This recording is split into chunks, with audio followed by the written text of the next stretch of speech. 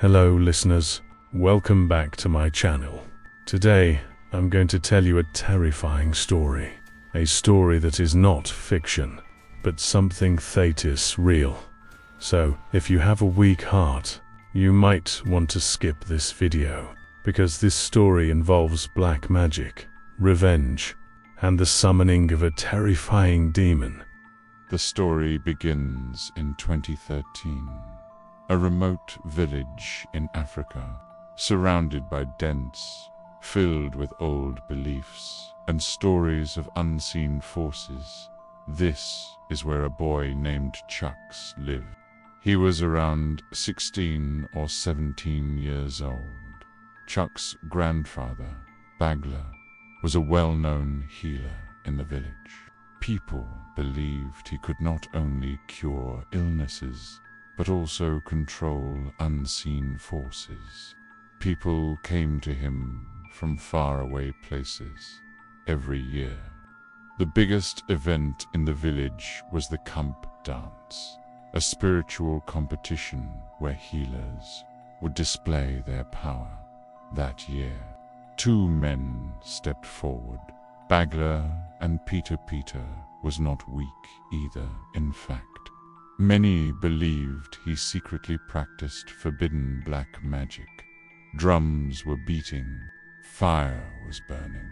Villagers surrounded the area. The two healers activated their Kamp. At first, everything was normal. Both Kamps danced in rhythm.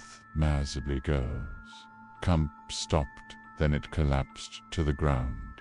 Silence fell everywhere. Bagler started chanting, trying, but nothing worked.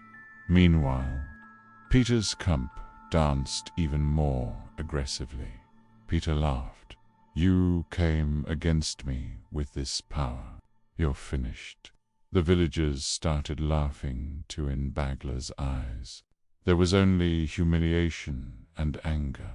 He realized was not normal. Peter had trapped the energy inside his Kamp. Bagler slowly closed his eyes. Then he began chanting in a very low voice. A few moments then, suddenly Bagler's Kamp trembled. Then it stood up again. Then it started dancing. Terrified, the smile disappeared from Peter's face within moments.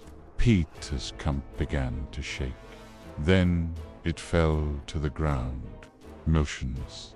The villagers were stunned. Peter stood still for a moment, then slowly said, "You will pay for this humiliation," and he left after that day. Bagler became quiet. He knew Peter would not accept defeat so easily that very night. Bagler gave protective amulets to every member of his family. He said, "No one goes outside alone. And whatever you see, do not be afraid." Secretly, he assigned some jinn to watch Peter. A month passed, nothing happened. Gradually, everything returned to normal. But one deep night, Bagler suddenly woke everyone up. "Come to the yard now. Sit together." There was urgency in his voice. Everyone gathered. Bagler created a circle. He placed wooden figures around it. Then he sat in the center and began chanting. The air grew heavy. Suddenly, the sound of wings flapping above. 1, 2, 3, total of 9 giant eagles landed on the roof. Their eyes were glowing. One by one, they came down. They picked something from the ground and flew away. This happened several times. When everything ended, it was revealed they were snakes. Venomous, black, thick snakes. Bagler said slowly, "He has begun." Peter had performed a snake curse. Through black magic, he had sent deadly snakes to kill the entire family. but Bagler's jinn had taken the form of eagles and carried them away. That night, the family survived, but Bagler knew this was only the beginning. A few days later, Peter came himself, but he was no longer the same. His body was rotting. His skin looked like that of a snake. His eyes were sunken. Trembling, he said, "Save me." Bagler stayed silent.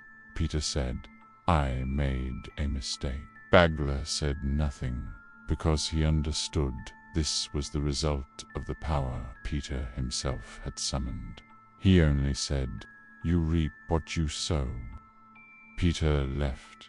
A few days later, he died. Peace returned to the village. Everyone thought it was over, but the real horror had not yet begun. One night, Bagler suddenly fell to the ground. No one touched him. It was as if something was slamming his body. An unseen force was dragging him. From his mouth came only one word: "If." Everyone was terrified. This was no ordinary jinn. This was one of the most dangerous kinds. Fast, powerful, ruthless, with difficulty. Bagler said he gave a human sacrifice before dying before his death. Peter had summoned this Ifrit with his own life. Now, it had come for revenge. The next night, Bagler saw the entity in his dream. Eyes like fire, a burning body, it said. "Give me 2 children, or everyone will die." Bagler woke up. He told everything to the family. No one could speak. 2 small children. Sacrifice them. If not, everyone would die. The entity gave 13 days. Each day, strange things began to happen. The smell of fire inside the house, shadows at night, scratch marks on the walls, children crying, whispers in sleep. Time was running out. Day 12. Everyone broke down. Some said, "If we give 1, the rest will survive," Bagler shouted. "No one will say another word, not while I am alive."